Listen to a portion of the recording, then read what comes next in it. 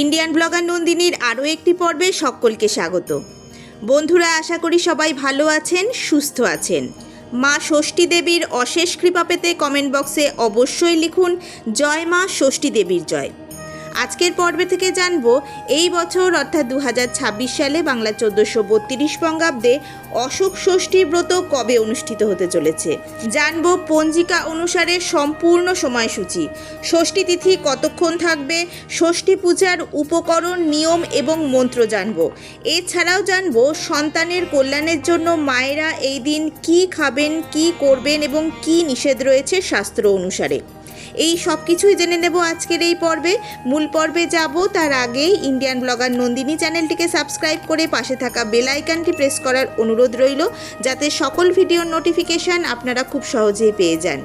বিভিন্ন পূজা পাঠের পঞ্জিকা অনুসারে আপডেট পেতে অবশ্যই এই চ্যানেলটি সাবস্ক্রাইব করে নেবেন। চলুন শুরু করা যাক আজকের পর্ব।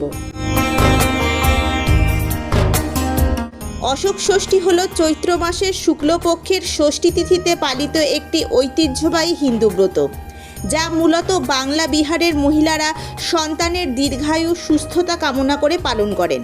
এই দিনে অশোক গাছের ফুল খাওয়া, পুজো করা, নিরামিষ আহার গ্রহণের বিধান রয়েছে, যা শোক দূর করে, সংসারে সুখ শান্তি বয়ে আনে এবং সন্তানকে দীর্ঘায়ু প্রদান করে। আজকে জানব অশোক ষষ্ঠী 2026 সালে কবে অনুষ্ঠিত হতে চলেছে, তার পঞ্জিকা অনুসারে সম্পূর্ণ সময়সূচি, ষষ্ঠী তিথি কতক্ষণ থাকছে অর্থাৎ ষষ্ঠী তিথি কখন শুরু কখন শেষ, ষষ্ঠী পূজার উপকরণ, নিয়ম এবং মন্ত্র জানব। এই দিন শাস্ত্র অনুসারে মায়েরা কি খাবেন, কি করবেন এবং কি নিষেধ। অশোক ষষ্ঠী পূজার উপকরণ। প্রধান উপকরণের মধ্যে 6টি অশোক ফুলের কুড়ি সবথেকে গুরুত্বপূর্ণ। খাদ্য উপকরণের মধ্যে দই, কাঁঠালি কলা, মুগ কলাই, কাঁচা বা ভিজানো মুগ কলাই লাগবে। এছাড়াও সাধারণ উপকরণের মধ্যে জল, পঞ্চপুষ্প, প্রদীপ, ধূপ। অশোক ষষ্ঠী পুজো ও ব্রতবিধি। সকালে স্নান সেরে শুদ্ধ বস্ত্র পরিধান করে ষষ্ঠী দেবীর পূজা করতে হয়। অশোক ফুল ভক্ষণ।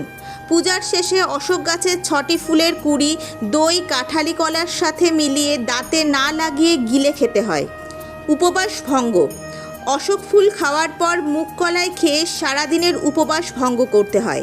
ব্রতকথা পাঠ বা শ্রবণ। অশোক ষষ্ঠী ব্রতের দিন ব্রতকথা পাঠ বা শ্রবণ করা অত্যন্ত জরুরি। এই ব্রত পালন করলে সংসারের সমস্ত শোক ও দুঃখ নাশ হয় বলে শাস্ত্র অনুসারে উল্লেখ রয়েছে। এই দিন শাস্ত্র অনুসারে কি বিশেষ নিষেধ রয়েছে? এই দিন বাড়ির নারীরা অশোক ফুল বা অশোক গাছকে পূজা করে থাকেন। এছাড়াও এই দিন কোনো ধারালো বস্তু ব্যবহার করা, চুল, দাড়ি, নখ কাটা একেবারেই বর্জনীয়। এই দিন অবশ্যই শুদ্ধ বস্ত্র পরিধান করে উপবাস থেকে পুজোর সংকল্প গ্রহণ করবেন। অশোক ষষ্ঠী গাছের ডাল বা ফুল দিয়ে দেবী ষষ্ঠীর পূজা ও প্রণাম করুন। প্রণাম মন্ত্র: ওং হরিপ্রীতিকর বৃক্ষঃ শোক নাশন। হাত জোড় করে মা ষষ্ঠী দেবীকে প্রণাম করুন। শাস্ত্র অনুসারে এই দিন অন্ন গ্রহণ করা একেবারেই নিষেধ। ফলাহার করতে পারেন, দই, মুগ কলাই, লুচি বা পরোটা খাওয়া যাবে। অশোক ষষ্ঠী পূজার দিন সারাদিন উপবাস বা ফলাহার করার নিয়ম রয়েছে। নিরামিষ আহার করতে পারেন, তবে গোটা সেদ্ধ অথবা অন্ন ছাড়া অন্য কোনো সাত্ত্বিক খাবার যেমন আগের দিন করে রাখা রুটি বা লুচি, তরকারি এগুলি খেতে পারেন।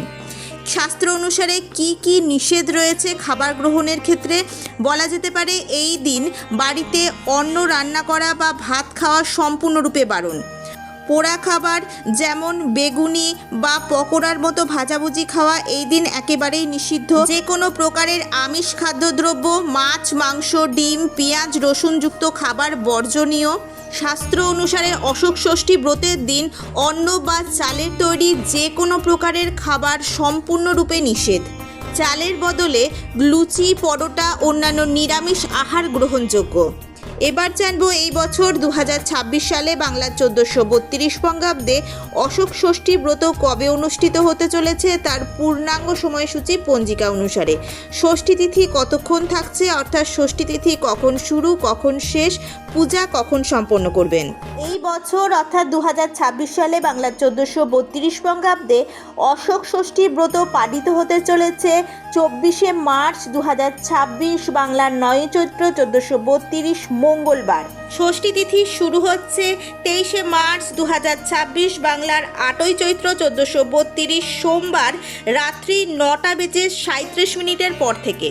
ষষ্ঠী তিথি সমাপ্ত হচ্ছে 24শে মার্চ 2026 বাংলার 9 চৈত্র 1432 মঙ্গলবার রাত্রি 7:13। এই দিনই পালিত হবে অশোক ষষ্ঠী, মতান্তরে স্কন্দ ষষ্ঠী। মায়েরা বিশেষ করে সন্তানের মঙ্গলের জন্য অবশ্যই এই ব্রত পালন করুন। জয় মা ষষ্ঠী দেবীর জয়। আজকের পর্ব আপাতত এই পর্যন্তই। ভালো লাগলে অবশ্যই একটা লাইক করে দেবেন এবং হেল্পফুল বলে মনে হলে নিজেদের ফ্রেন্ডস ফ্যামিলির সাথে শেয়ার করার অনুরোধ রইল। সবাই খুব ভালো থাকবেন, সুস্থ থাকবেন। দেখা হচ্ছে আবার আগামী পর্বে।